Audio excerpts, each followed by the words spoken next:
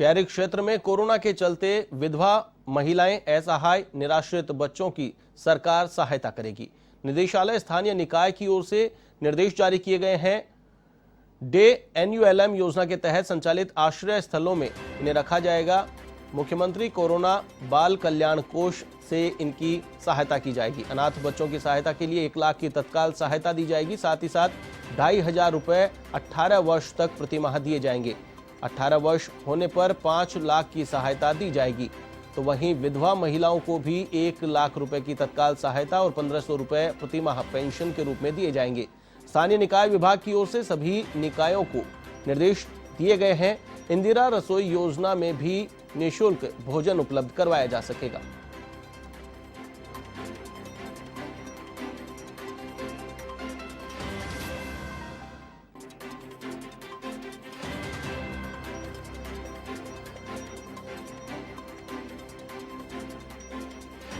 इस खबर पर अधिक अपडेट के लिए मेरे साथ फोन लाइन पर मौजूद है हमारे संवाददाता दिनेश कसाना। दिनेश, निदेशालय ने स्थानीय निकाय की ओर से आदेश जारी कर दिए हैं। कोरोना से जो महिलाएं विधवा हो गई हैं या फिर जिन बच्चों के सिर से माता पिता का साया उठ चुका है, उनकी सहायता के लिए निर्देश दिए गए हैं। क्या कुछ लाभ लोगों को मिलने वाला है, क्या सरकार की मंशा है, विस्तार से बताएं। क्योंकि सरकार की मंशा स्पष्ट है। कोरोना काल में भी सरकार का बेहतर मैनेजमेंट रहा और अब जिस तरह से कोरोना के चलते जिन लोगों की डेथ हो गई है, जो बच्चे अनाथ हो गए हैं, निराश्रित हो गए हैं, उन बच्चों और विधवा महिलाएं हैं, उनके लिए सरकार ने स्पेशल पैकेज की घोषणा की है। मुख्यमंत्री अशोक गहलोत इस बात को लेकर पूरी तरह से गंभीर भी है। इसके चलते अब शहरी क्षेत्र में जो विधवाएं महिलाएं विधवा हुई है, जो बच्चे निराश्रित हुए हैं, ऐसा है जिनके सिर से माता पिता का साया उठ गया है, कोरोना के चलते, कोविड के चलते उनके माता पिता की मृत्यु हो गई है, तो ऐसे बच्चों और जो महिलाओं की, विधवा महिलाओं की सहायता के लिए शहरी क्षेत्र में स्थानीय निकाय निदेशालय शहरी निकाय की ओर से निर्देश जारी किए गए हैं और इन निर्देशों के तहत अब उनकी सहायता की जाएगी। सरकार की ओर से जिन बच्चों का माता पिता की मृत्यु हो गई है, असहाय हो गए हैं, उनके लिए सरकार पीएम केयर और चिल्ड्रन फंड से तो केंद्र सरकार सहायता कर ही रही है। इसके अलावा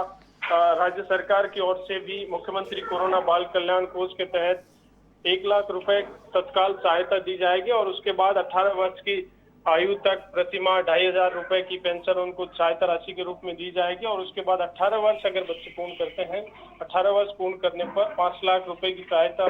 इसी प्रकार 12वीं तक निःशुल्क शिक्षा, आवासीय विद्यालय, छात्रावास की तमाम सुविधाएं हैं, वो भी इनको दी जाएगी। कॉलेज छात्रों के लिए आवासीय सुविधाओं हेतु अम्बेडकर डीबीटी वाउचर योजना का लाभ भी उनको मिल सकेगा और इसके साथ ही मुख्यमंत्री युवा संबल योजना के अंतर्गत बेरोजगारी भत्ता भी उनको 18 वर्ष की आयु से अधिक का होने पर उनको दिया जाएगा। इस तरह से विधवा महिलाओं को भी 1 लाख रुपए की तत्काल सहायता दी जाएगी। इसके अलावा 1,500 रुपए प्रति माह पेंशन दी जाएगी। अब देखिए, बड़ी बात यह है कि डे एनयूएलएम योजना के तहत जिस तरह से आश्रय स्थल बने हुए हैं सभी शहरों में, लगभग सभी शहरों में, तो उनमें इन बच्चों को वहां पर रखा जाएगा, निराश्रित बच्चों को। और इसके साथ ही जो इंदिरा रसोई योजना है, इंदिरा रसोई योजना में उनको मुफ्त खाने की व्यवस्था की जाएगी। तो इस तरह से स्थानीय शहरी निकाय की ओर से ये निर्देश जारी किए गए हैं और इसके तहत इन बच्चों की और इन महिलाओं की पूरी तरह से सहायता के लिए सरकार तत्पर है और सरकार की ओर से निर्देश भी जारी कर दिए गए।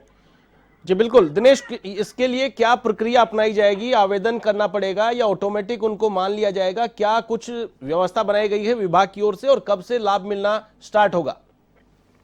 देखिए, पूरी प्रक्रिया सरकार की ओर से अपनाई गई है और इस प्रक्रिया के तहत इन ऐसे जो बच्चे हैं जो निराश्रित हुए हैं, जिनके सिर से माता पिता का साया उठ गया है, या फिर ऐसी महिलाएं जो विधवा हो गई हैं, तो उनकी सूचना है वो सरकार की ओर से जुटाई जा रही है और उस सूचना पूरे डाटा कलेक्ट होने के बाद पूरी तरह से इनको इस योजना का लाभ दिया जाएगा। बिल्कुल दिनेश, यहाँ पर टेक्निकल प्रॉब्लम लोगों के सामने ये भी आ रही है कि जो लोग कोरोना से संक्रमित हुए और उनका इलाज लंबा चला, हॉस्पिटल से डिस्चार्ज भी नहीं हो सके, उनकी डेड बॉडी वहां से निकली, लेकिन 14 दिन का टाइम गुजर गया।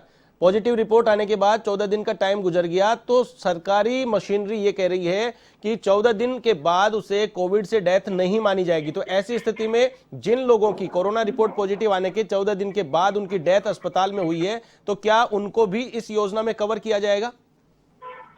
देखिए, ये बड़ा मुद्दा है और बहुत लोगों के सामने ऐसी समस्या आई थी। इसको लेकर सरकार के पास भी बहुत सारी शिकायतें पहुंची और कई मंत्री हैं इस बात को भी मुखर होकर उठा चुके हैं कि ऐसे जिनको कोविड के चलते जिनकी डेथ हुई है, भले ही वो पोस्ट कोविड में हुई है, उनको कोविड में ही माना जाए। सरकार से लगातार मांग भी की गई है और सरकार इस बात को लिए मानने के लिए तैयार भी है कि पोस्ट कोविड में जिनकी डेथ हुई है उनको भी इस योजना का लाभ दिया जाएगा।